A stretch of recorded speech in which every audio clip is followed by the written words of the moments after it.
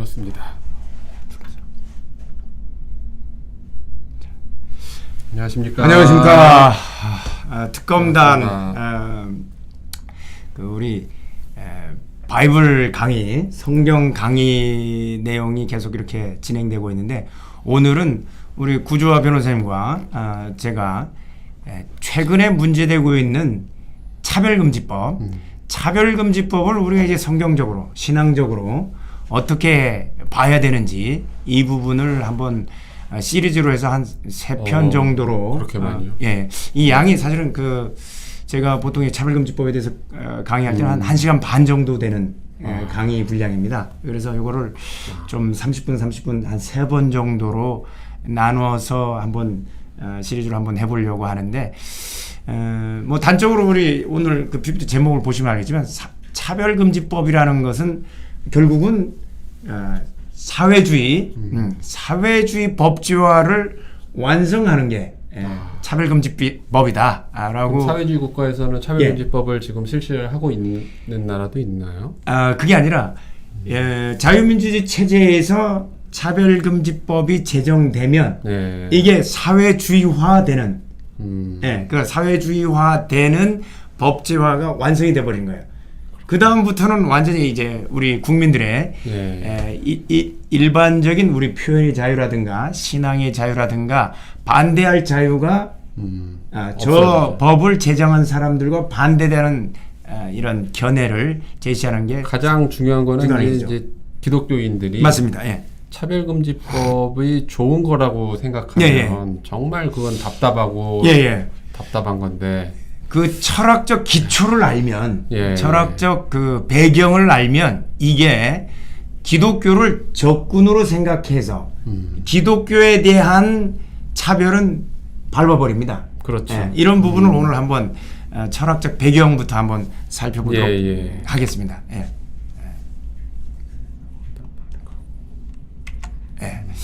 그러니까 최근에 국회에서도 또 차별금지법 제정 얘기가 나오고 있는데, 대한민국 사회에서 발생하는 사회 현상을 영적으로, 성경적으로, 신앙적으로 분별할 필요가 있습니다. 최근에 이제 문제되는 것들이 우리가 대선 때문에 그 이슈가 조금 뒤로 갔지만, 차별금지법이라든가 동성애, 다문화, 이슬람 난민 문제, 양극화, 학생인권 조례, 이런 많은 부분들이 좀 얘기되고 있었죠. 근데 이제 보니까 대한민국에서 고유하게 발생한 문제가 아니라 국제적인 사상적 흐름이 들어와서 대한민국을 이제 바꾸려는 이런 시도들이라는 게 이렇게 알 수가 있는 것 같습니다. 이름에 속으면 안 되는 거죠. 맞습니다. 사실 쟤들 이름은 모든 말을 거꾸로 해석하면 맞잖아요. 차별금지법이라는 거는 거꾸로 해석해서 차별하겠다라는 뜻인 거예요. 우리가 뭐 한두 번 속는 것도 아니고. 반대로 얘기하시면 됩니다. 거짓의 영이니까. 그렇죠. 다 거꾸로. 맞습니다. 그래서 이 국제적인 사상적 흐름인데 영적인 흐름입니다. 요거에 대해서 우리가 영적으로 통찰할 필요가 있습니다. 그러니까 대한민국 사회가 분별하지 못하니까 교회 내에서도 차별 금지하는 거 좋은 법 아니냐. 그렇죠. 구 변호사 말씀하신 대로 이렇게 얘기하는 사람들이 굉장히 많이 있습니다. 그리고 좌파 기독교인들 같은 경우는 저쪽 좌파 정당들이 하는 말은 무조건 맞다고 생각하고. 맞습니다. 우리 정통 기독교에서 저거 안 돼 하면은 쟤들은 꼴통이니까 저 무조건 틀린 말일 거야. 맞습니다. 그냥 이 편견에 사로잡혀가지고 계속 속는데 그게 아니라는 걸 확실히 알아야 됩니다. 맞습니다. 그래서 분별하지 못하면 우리 성경 마태복음 5장 13절 이하에서 소금이 만일 맛을 잃으면 무엇으로 짜게 하리요? 후에는 아무 쓸데없어 다만 밖에 버려 사람에게 밟히는 겁니다. 근데 맞습니다. 좌파 기독교인들 보면 세상에서 밟히라고 교회를 세상으로 집어던지고 있습니다. 어제 목사님 설교 보니까 문 닫아, 교회 문 닫아, 그러니까 아멘 하고 문 닫고 말이야. 예배 드리지 마, 19명만 드려, 그러니까는 아멘 하고 19명만. 그 큰 대형 교회 몇만 명 들어가는 데서 말입니다. 19명 앉아가지고 하라고 하니까는 아멘 하고 그냥. 성경에서는 분명히 모이기를 패하는 어떤 사람들의 습관과 같이 하지 말고 오직 권하여 그날에 가까운 올수록 더욱 그리하자. 더욱 뭘 하라는 얘기예요? 모이라는 얘기인데. 그렇죠. 국가가 문재인이가 모이기를 폐하라고 하니까 아멘 해버렸습니다. 어제 정공 목사님 그 말씀하셨죠. 네. 새로운 신사 참배 이상이죠. 신사 참배할 때는 그래도 예배는 드렸습니다. 거기 신사에 먼저 전하라고 해서 그렇지. 이번엔 대한민국 역사상 문재인 정권의 2020년도 2020년도 정말 우리의 정말 치욕적인 해인데 크리스마스 예배를 못 드렸지 않습니까? 네. 그럼에도 불구하고 교단장들이 아멘하고 이런 사상적 저런 주사파의 좌파 크리스찬 아는 형한테 제가 예. 얘기를 했어요. 이게 교회 예배 하지 말라는 게 말이 되냐? 예. 그러니까 그분들 뭐라고 하는지 알아요? 교회가 잘못했잖아. 이걸로 그냥 헌법에 나와 있는 신앙의 자유를 마음껏 짓밟고 있는데 교회가 잘못했다고요. 그냥 그 사람들이 좌파 언론이 하는 말 그대로 하는 거예요.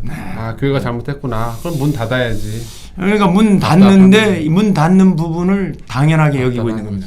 예. 평신도가 그러면 우리가 이해를 할 수가 있어요. 그렇지만 영적인 지도자들은 어린 잃은 양을 찾아서 교회로 데려와야 될 그렇죠. 역할을 하는 이제 교회의 지도자들이 오히려 오지마. 예, 양떼들을 흩어지도록 흩어버리고 나가라고 오지 못하도록 문을 닫아버리고 중간에 한번 이제 어떤 교회 예배드리러 가려고 했더니 네.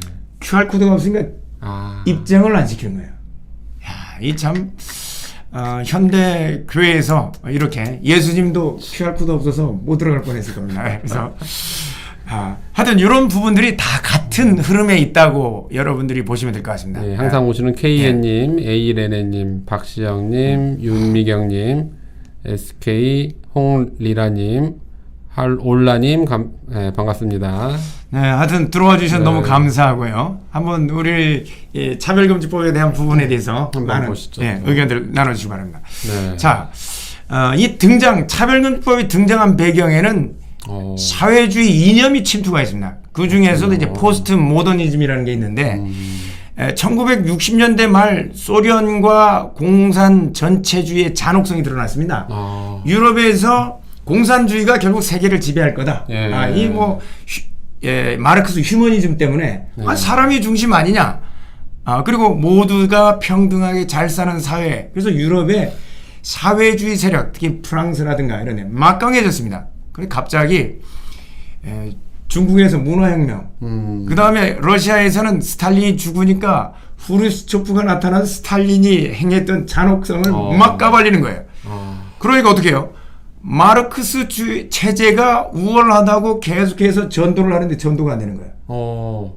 유럽의 사회주의 사상의 전파가 안 되니까 이거를 방어하기 위해서 유럽의 좌파들이 또 다른 이름을 내세웁니다. 그게 바로 신좌의 네오막시즘. 우리로 치면 니오막시즘 영어로. 그다음에 문화막시즘, 컬처럴 막시즘이라고 하는데 요게 다른 이름, 또 다른 이름으로는 포스트 모더니즘. 근데 구 변호사님, 나박김치, 물김치, 배추김치, 파김치, 신김치, 겉절이 공통점이 뭡니까? 김치라는 거죠. 김치라는 거예요. 그러니까 신마르 새 공산주의, 부공산주의, 포스트 모더니즘, 네오막시즘, 컬처럴 막시즘 다 얘기를 해도 본질은 뭐라고요? 막시즘이죠. 막시즘, 공산주의라는 겁니다. 자, 이런 막시즘이 이 잔혹성이 러시아와 그리고 이 중국에서 드러나 버린 겁니다. 중국에서 뭐 뭡니까 이 문화혁명하고 대약진 운동하면서 8천만 명이 죽고 그다음에 러시아 스탈린도 한 3천만 명인가 이 숙청했지 않습니까? 1억 명이 넘는 사람이 죽었는데 이게 사회주의 지상 낙원이냐? 이게 안 되니까 이름을 살짝 바꿨습니다. 자, 이들은 어떻게 하느냐? 이름을 바꿨어요. 세상을 억압받는 집단하고 억압당하는 집단으로 양분하는 거예요. 근데 마르크스주의에서는 원래 공산주의에서는 착취하는 사람하고 착취당하는 사람. 그거를 억압과 피억압으로만 구분한 거예요. 그게 그거죠. 뭐. 그게 그건 거예요. 그러니까 본질은 김치라 이거예요. 그러니까 세상을 억압받는 집단하고 억압하는 집단으로 양분하는데 억압받는 피해자는 무조건 선하고 억압하는 집단으로 규정한 집단은 무조건 악하다고 이렇게 보는 거예요. 근데 문재인 같은 놈. 예, 그렇죠. 억압하는. 예, 억압하는 문재인은 선하고. 근데 뭐 우리 입장에서는 근데 문재인은 나중에 나오겠지만 공산주의자니까 공산주의는 억압 당하는 집단이라고 생각하는 거예요. 그래서 개인은 억압하는 집단이든지 아니면 억압 당하는 집단이든지 두 집단 중에 하나에 속한다는 거예요. 그래서 문재인 정부 들어서서 뭐라고 했습니까? 방송에서 양극화가 심화된다. 지들이 만들어 놓고. 예, 지들이 만들어 놓고. 우리 시청자 여러분들 보시면 알겠지만 세상을 어떻게 부자하고 가난한 자로 딱 나눌 수 있습니까? 안 되죠. 안 돼요. 중간 집단이 여기는 없어요. 그러니까 우리가 지금 이제 국힘당 내부에서 네. 중도 우파, 중도 좌파를 추구한 그렇죠. 이거는 좌파죠. 예, 저쪽에서는 없는 세력인 거예요. 세상은 두 종류밖에 억압하는 집단이지 억압받는 집단이에요. 그렇죠. 예, 더불어민주당 입장에서 보면 국힘당은 억압하는 집단이라서 중도 우파나 중도 좌파는 받아들이지 않는다는 거예요. 둘 중에 하나라는 거예요. 그럼에도 불구하고 우파 중에 많은 이제 교인들이라든가 자기는 중도 우파라고. 교인들이요. 예. 교인 중에도 많은 분들이 있어요. 그러나 저쪽 세력은 기독교인을 중도 우파니 중도 좌파니 보지 않는다. 억압하는 세력. 무조건 때려잡으려고 하는 거죠. 뭐. 그렇게 봐버린 겁니다. 그럼 억압하는 집단이 적군입니다. 예. 그렇죠. 예. 적대적인 세력이고 억압하는 집단이 누구냐? 억압의 주체가 유대교, 그리스도교의 바탕을 둔 자본주의 서구 문명은 무조건 악한 집단이 되는 거예요. 자, 주체가 유대, 그리스도교, 기독교의 바탕을 둔 자본주의 서구 문명. 그러면 크리스찬은 어디에 포함돼요? 억압하는 집단. 무조건 적군인 거예요. 그래서 교회에 대해서는 이를 갈면서 이들이 나오는 거예요. 그래서 억압자에 대한 비판은 무조건 정당하다는 거예요. 그 대신 억압 당하는 피억압자에 대한 비판은 용서를 안 해요. 지들인 거죠. 억압적 관용이란 말이 나오는데 비판하는 대상 서구 문명 기독교에게서는 가치라든가 권위라든가 타당성, 명분 내세우고 이해받는 권리를 완전히 박탈합니다. 다양성을 인정하는데 억압하는 집단에 대한 다양성은 인정하지 않는 완전 거예요. 선과 악으로 그냥 나눠버리는 거예요. 그래서 교회에 대해서 영장 없이 들어가는 거를 정당하게 생각한다는 거예요. 그래서 이걸 억압적 관용이라고 합니다. 억압하는 세력에 대해서는 반동이니까 죽여도 된다. 요거를 대한민국에서는 반동이라는 표현을 안 쓰고 적폐라는 이름으로 교묘하게 바꿔놨습니다. 적폐. 여러분 적폐 청산 여러분들 열광한 분들 계실 거예요. 근데 박근혜 억압하는 세력이니까 그 모진 수모를 당하고 촛불 집회에서 단두대를 만들고 형상 만들고 별 모욕을 해도 처벌을 안 하는 거예요. 웃기는 겁니다. 자, 그러면 억압받는 집단, 피억압자 집단은 누구냐? 아니 여성분들한테 죄송합니다. 여성도 억압받는 집단이에요. 그 반대는 남성은 무조건 억압하는 적군인 거예요. 여성, 그다음에 소수인종, 이슬람, 기독교 반대 종교는 이슬람, 그다음에 동성애자, 공산주의도 억압받는 집단인 거예요. 공산주의는 아까 김치 얘기했지만 주사파는 뭡니까? 공산주의 변형인 거예요. 그렇죠. 일종의. 그렇죠. 그래서 피억압자, 이 아군이라고 생각되는 피억압자에 대한 비판은 이 사람들 비판하면 정도에 어긋난다. 정치적으로 올바르지 않다라고 표현을 해요. political correctness에 반하다. 이게 PC 여기서 나오는데. 여성은 너무 큰 집단인데 50%인데. 맞습니다. 그러면 저기 여성, 소수자도 아닌데 이슬람, 동성애, 공산주의 다 합치면 50%가 넘어요. 50%가 넘습니다. 다수자가 되는데도. 다수네요. 이번에 우리 그 대선에서 이재명을 찍은 사람이 1,417만 명쯤 되지 않습니까? 거기에다가 여성, 그다음에 난민, 외국인들 포함시키면 더 다수가 되죠. 그렇죠. 소수가 아니죠, 다수죠. 자, 그래서 이 피억압자들에 대한 억압받는 사람들에 대해서 정당한 비판을 하면 여성을 비판하면 합리적인 근거가 있는 비판이라도 여성 혐오, 동성애와 관련된 어떤 질병을 얘기하면 동성애 혐오, 그 다음에 이슬람의 어떤 여성 인권 침해 행위라든가 이런 걸 하면 이슬람 혐오라고. 그 다음에 공산주의에 대한 주체 사상에 대한 비판하면 제국주의자.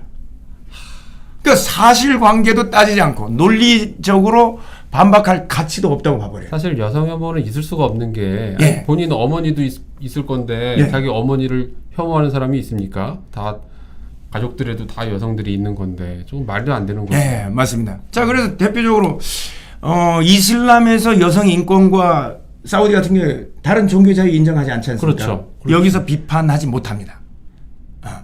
기독교만 집중적으로 비판하는 거예요.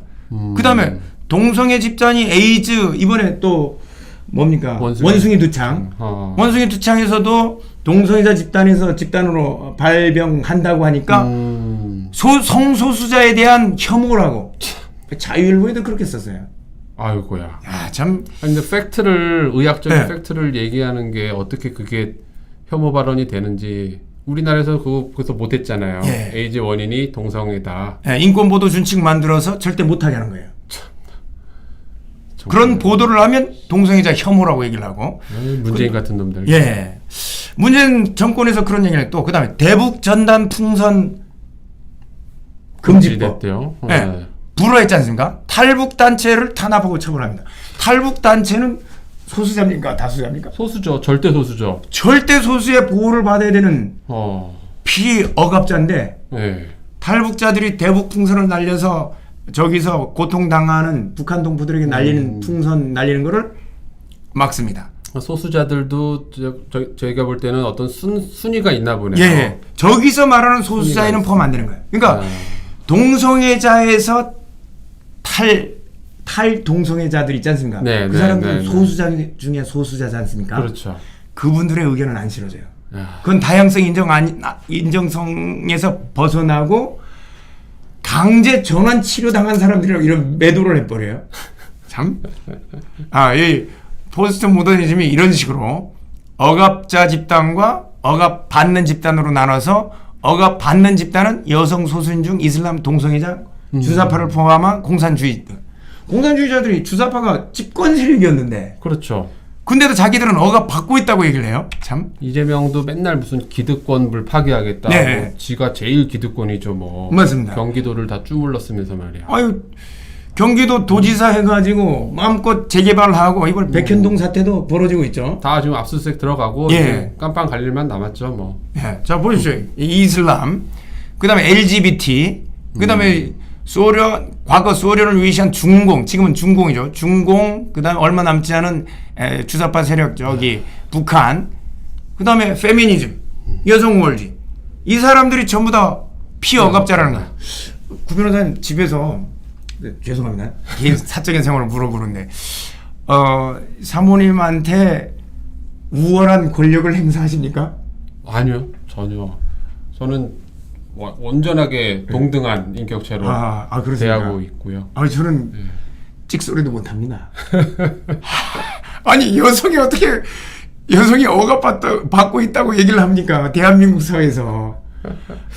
아니야, 고 변호사님이 찍소리 못한다고 하니까 아무도 안 믿을 것 같아요. 밥 먹기 힘듭니다. 그 말을 누가 믿겠어요? 네, 그리고 그 상담하는 사건, 이혼 사건 중에 매 맞는 남편 상담 해본 적이 있죠? 아니요, 솔직히 저는 없어요. 저는 매 맞는 남편 상담도 해봤습니다. 그래요? 이혼 시켜달라고. 자, 이런 사회에서 무슨 여성들이 피억압자라고 억압받는 집단이라고 하겠습니까, 여러분? 21세기에는 그렇다고 보기 어렵죠. 예, 사실. 대한민국 같은 자유민주주의 국가에서 참 어려울 겁니다. 그 다음에 이제 진실의 결정. 우리가 법원에서 사실을 결정하지 않습니까? 네, 사실관계를 확정할 때 피억압자 집단인 여성, 유색인종, 비기독교, 성소수자의 주관적 관점에 따라서 진실이 결정된다는 거예요. 그들의 말이 진리가 돼버리는구나. 마르크스주의는 계급이 결정하고. 그러니까 피억압자 또는 계급이 결정하는. 근데 문의만 바뀐 겁니다. 그래서 어떻게 해요? 성폭행을 당했다. 최근에 그 곡성 사건 같은 경우. 성폭행을 당했다라고 얘기를 하면 사실관계도 안 하고 남성을 가해자로 몰아서 뭐 완전히 그냥 아니 CCTV 먼저 확인해야 될 거 아니에요. 그 다음에 정액 채취를 해서 유전자 검사를 해야 되고 이런 거 없이 가해자로 지목해버리면 피해자가 여성이 지목해보면 철저하게 그냥 그 사람 인생을 다 망가뜨려 버리는 거죠. 그 다음에 이번에 월북했다고 네 월북 예 서해 공무원 예 서해 우리 해수부 공무원에서 월북했다고 네 북한 군이 이 사람을 생포해서 사살을 하고 불태워 죽였는데 월북했다라고 진술하라고. 왜? 북한은 공산주의자들이니까 북한 공산주의자들은 억압받는 집단이라는 거예요.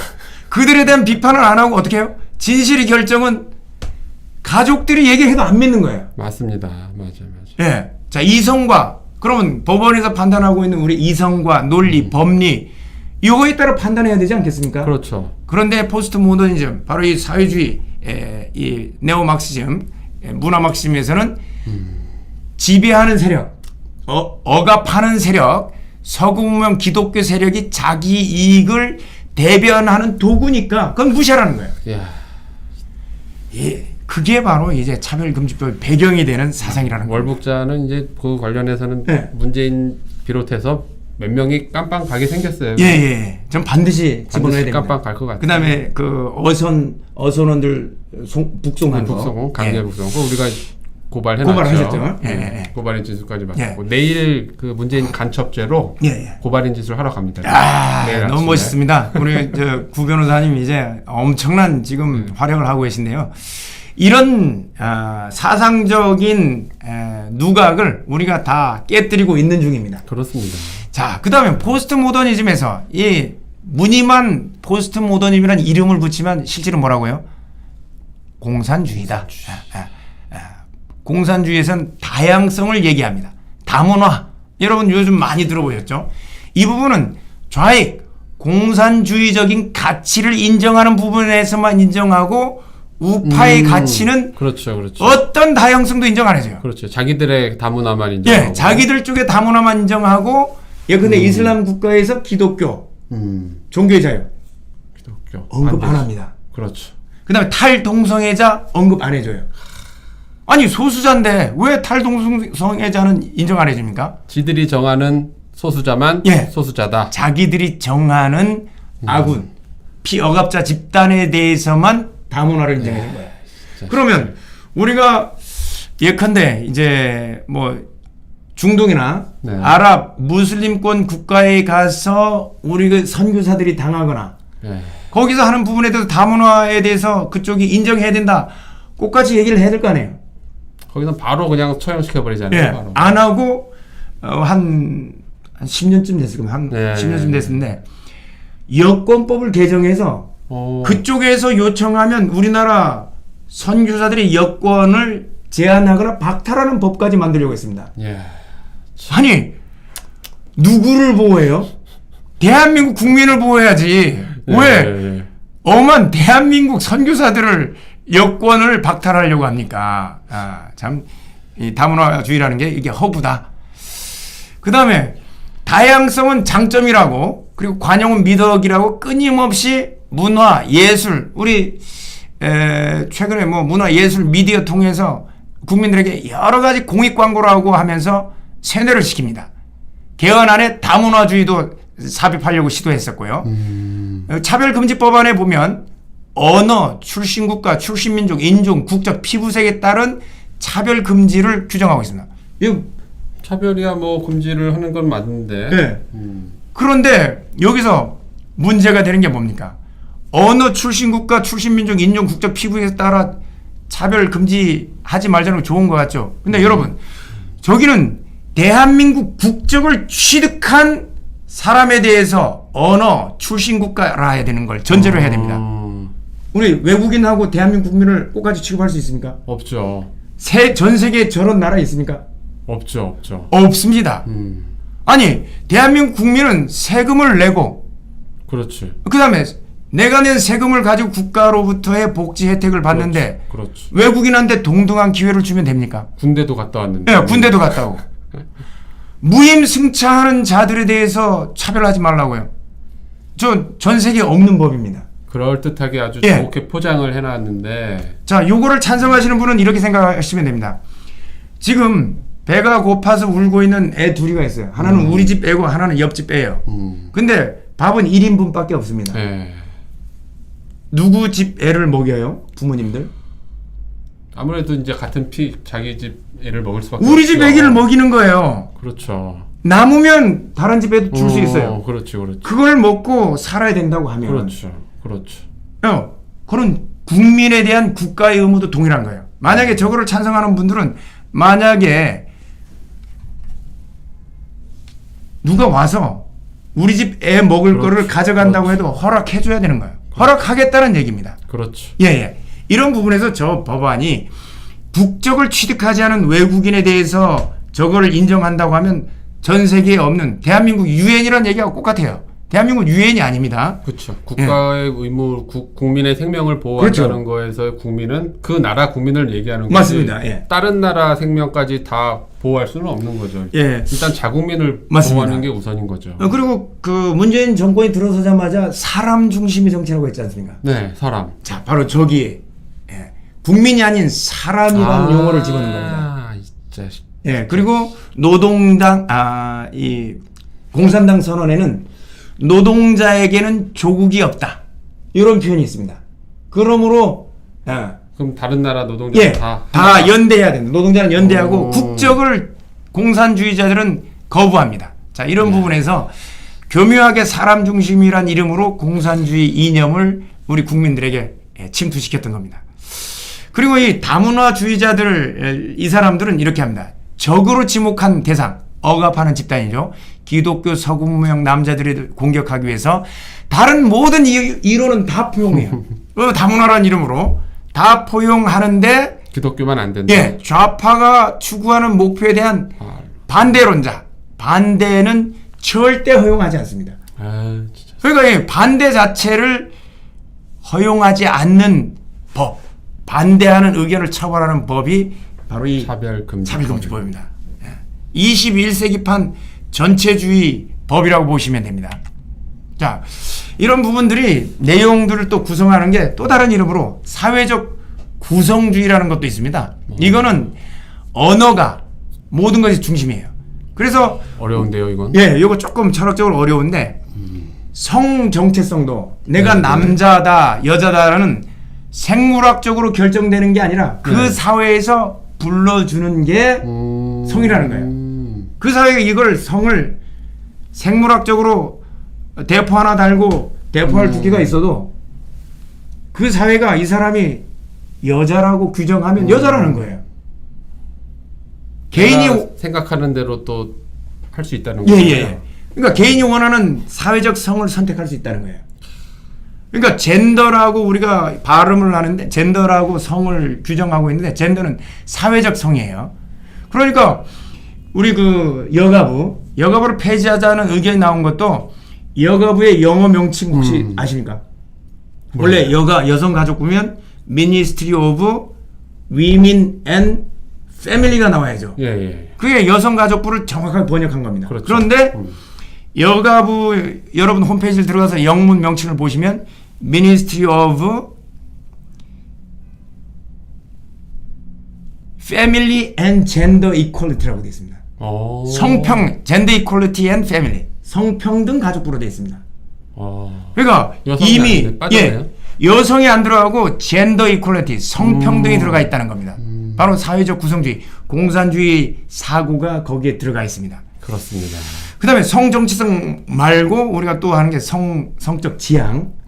동성애, 이성애 행위도 생물학적으로 원래 그런 게 아니라 사회적으로 규정한 게 사회적으로 그렇게 허용하면 되는 거다라고. 그럼 내가 남자도 내가 여자라고 말하면 그때부터 여자가 돼서 그건 성정체성 그러면 문제. 이제 막 남자가 여탕도 들어가도 그걸 만약에 막아버리면 처벌하는 거죠. 성차별이 되는 거죠. 그러니까 내가 여성인데 여탕을 못 들어가게 한 거니까. 그러니까 우리가 차별금지법은 뭐라고 설명하면 되면 남자가 여탕 갈 수 있는 법이라고 보시면 됩니다.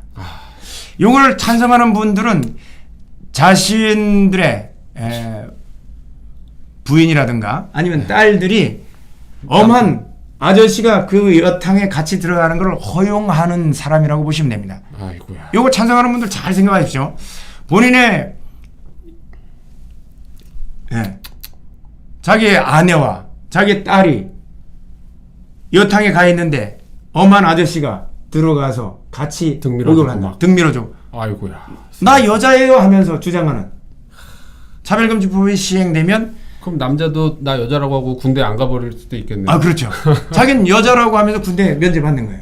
예, 저 오기아님, 박진홍님, 정순진님, 설악사님 반갑습니다. 네, 우리 정순진님 저희 선거 운동원이셨던 분이십니다. 아 고생 많이 하셨죠 그때. 예, 정말 열심히 하셨던 분인데 반갑습니다. 하여튼 이런 부분을 철학적 오늘 배경만 좀 설명드리겠습니다. 그런데 이런 게 사회적 구성주의, 그러니까 이게 사회주의의 이런 내용을 법으로 만들어 버리는 거예요. 그게 미국에서 지금 만들고 있는 미국 뉴욕시입니다. 인권위원회가 시민들이 선택한 31개의 성 정체성인 겁니다. 31개나 돼요? 예, 여성, 남성, 어떤 때는 여성, 어떤 때는 남성. 어떤 때는 여성, 어떤 때는 남성, 어떤 때는 남성, 어떤 때는 여성, 이런 식으로 31개의 성 정체성 중에서 개인이 선택할 수 있고요. 개인이 선택한 이런 성을 존중하지 않는 기업에는 성차별로 1억 2천만 원 벌금을 내게끔 법으로 만들어버리는 거예요. 기업이 그걸 존중하지 않는다는 게 무슨 뜻일까요? 그걸? 기업에서 야, 너 여자잖아. 너 남자잖아. 남자라고 넌 남자 화장실 써. 근데 이 사람은 그럼 화장실도 31개 만들어야 돼요. 31개 만들어야 되는 거야. 그러니까 남녀 공용 화장실을 쓰든가 남녀 구분 화장실을 쓰는 순간 그 중간지대에 있는 성을 쓰는 사람들은 그 사람들에 대한 성차별이 되버려요. 그래서 그 어떤 성공에 대해서는 최근에 몇 달 전에 화장실을 하나 더 만들었잖아요. 남자 화장실, 여자 화장실, 그다음에 이제 모두가 사용할 수 있는 화장실. 제가 볼 때 그거 아무도 안 들어갈 것 같아요. 최근 누가 한 4년 전에 호주에 갔다 왔습니다. 호주에 우리 그 컨퍼런스를 갔다 왔는데 갔더니 호주 골드 코스트라는 데가 있어요. 그게 서핑을 하기 좋습니다.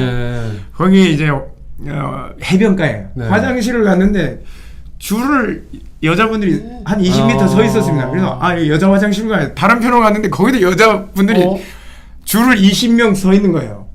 남자 화장실 없어요? 남녀 구분 안 한 거예요. 공용이에요? 네, 그래서 이거 그럼 남자는 줄을 안 서요?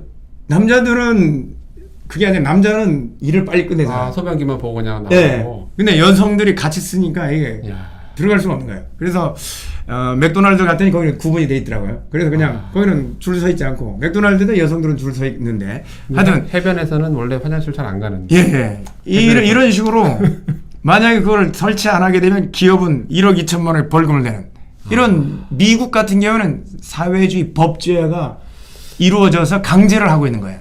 의외네요.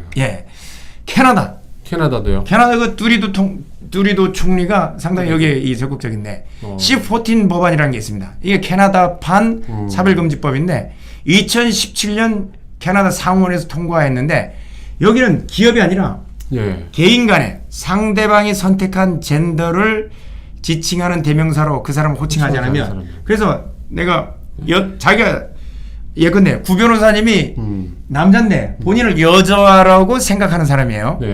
그래서 내가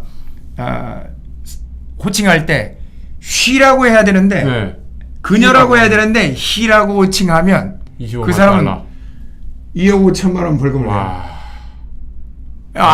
벌금 납부 안 하면 구속되고 더 기가 찬 거는 89 그러니까 89 빌인데 빌 89 요거는 미성년자인 자녀가 자신이 동일시하는 성정체성을 부모가 인정하지 않거나 만약에 성전환 수술을 하겠다고 하는데 필요한 치료를 부모가 미성년자한테 허락을 안 해주면 아동학대로 간주하고 친권도 박탈하고 자녀는 아동보호에 두기로 맡겨두도록 하는 법안인데 다행히 저거는 통과 안 됐습니다.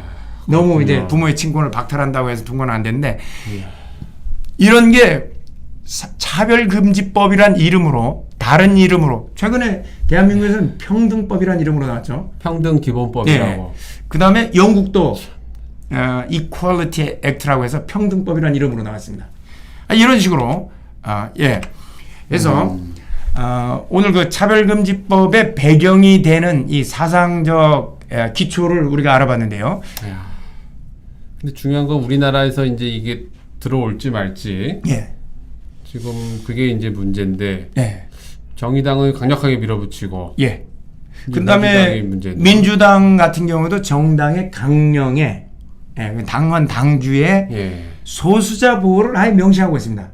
다음번 마지막 시간에 그러니까 세 번째 강의에서는 그 부분을 저희들이 또 자세하게 논할 건데 그러니까 지금 차별금지법을 잠시 막았다고 해서 이게 없어지지 않는다. 그 당의 강령이 바뀌지 않으면 이거는 계속해서 제기되는 법안이고 좌파 정권이 세워지면 그리고 좌파의 국회의원 수가 많아지면 요거는 반드시 통과시키려고 하는 법입니다. 그래서 이런 부분에 대한 우리 대응 방안에 대해서도 여러분들에게 한번 또 한 번 더 2번 정도 강의를 더 하면서 찾아뵙도록 하는데 하여튼 오늘 이 결론은 그겁니다. 우리가 물김치, 동치미, 열무김치, 총각김치, 겉절이, 쉰김치, 뭐 배추김치 다 해도 본질은 뭡니까? 김치죠. 김치라는 거예요. 그래서 막시즘, 공산주의든 니오막시즘, 새막시즘이든 문화막시즘이든 포스트 모더니즘이든 사회적 구성주의든 이 모든 거의 본질은 막시즘이다. 공산주의다. 그리고 이 차별금지법은 공산주의의 사상적인 내용들을 대한민국 법에 그대로 투영시키는 법제화 시도다. 요거를 여러분들이 알아두시면 되고 한 가지 농담으로 하면 김치 중에서 어떤 김치가 몸에 제일 좋을 것 같으세요? 김치 중에서는 방금 말씀하신 것 중에 이 답이 있습니다. 그렇습니까? 아무리 생각해도 잘 모르실 거예요. 총각김치 같은데. 보통 동치미가 좋다. 왜냐하면 이제 그 짜고 맵지 않기 때문에 동치미는 좀 심심하잖아요. 그래서 몸에 부담이 덜하기 때문에. 이거는 그러니까 이 넌센스 퀴즈가 아니라 실제로. 실제로. 저는 넌센스 퀴즈인 줄 알고 그 여성들이 가장 좋아하는 김치를 총각김치라고 저는 알아들어가지고. 실제로 동치미가 정말 몸에 좋다고 합니다. 많이들 드시고요. 어쨌든 특히 이 차별금지법은 좌파 기독교인들, 소위 본인들이 진보, 나는 깨어있다라고 생각하는 그런 기독교인들이 정말 잘 알아야 되는 거예요. 이거는 내 발등을 치는 법안이 아니라 내 목을 치는 법안이라고 생각하시면 됩니다. 기독교인들은. 그렇습니다.